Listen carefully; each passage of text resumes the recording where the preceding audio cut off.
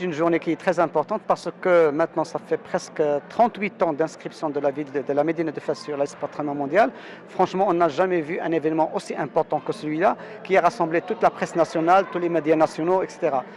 Effectivement, ça vient à point parce qu'aujourd'hui, on a terminé un certain nombre de projets qui ont été lancés en 2013 sous les hautes instructions de Sa Majesté, que Dieu l'assiste, notamment la restauration de 27 monuments, le traitement de 4000 bâtiments menaçants en ruine dans la Médina de Fès. Par la suite sont venus d'autres programmes pour consolider les acquis de ce qui a été réalisé, notamment le programme des parkings et de la voirie et de mise en place d'un dispositif d'information touristique dans la Médina de Fès.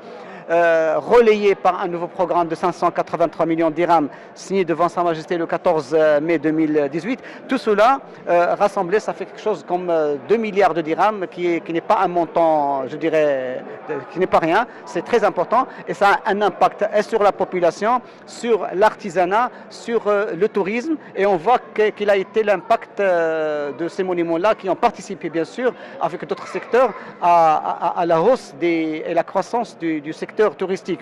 Entre 2017 et 2016, il y a eu une croissance de 38% de croissance de visites touristiques dans la Médina de Fès. De même, un taux très appréciable entre 2018 et 2017.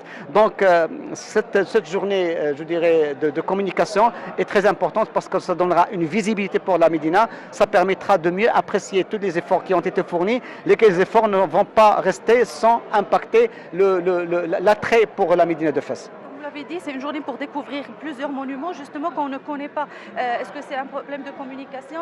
En fait, les gens connaissent surtout Qarawiyyin, en fait, il y a une grande carence de communication parce que nous sommes une agence technique. On fait notre travail, parfois le guidon, les yeux sur le guidon, la tête sur le guidon, mais être accompagné par une telle masse de médias, ça c'est très important pour nous. Et là, on avoue qu'on a une carence, bien qu'on a un service de communication, il fait de grands efforts, on édite des brochures, on reçoit des journalistes, mais pour cette masse-là, c'est quand même important pour nous. À peu près, en moyenne, combien ça prend de temps pour restaurer un bâtiment comme celui-là? Ça prend en moyenne 2 à 3 ans. 2 à 3 ans. Ouais. Combien de main-d'œuvre?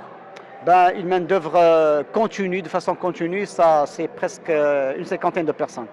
Une cinquantaine de personnes. Oui, oui. Quels sont vos projets, les autres projets que vous avez?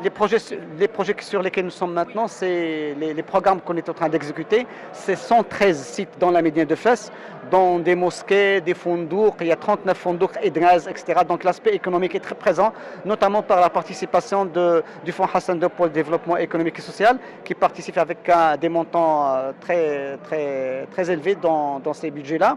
Et puis, il y a des sites qui ont une force symbolique très importante, comme par exemple la Noria qu'on est en train de restaurer, qu'on va restaurer, l'horloge hydraulique, le petit musée de l'eau. Ça, c'est des lieux et des sites qui ne consomment pas beaucoup d'argent, mais leur impact sera, Inch'Allah, très, très important.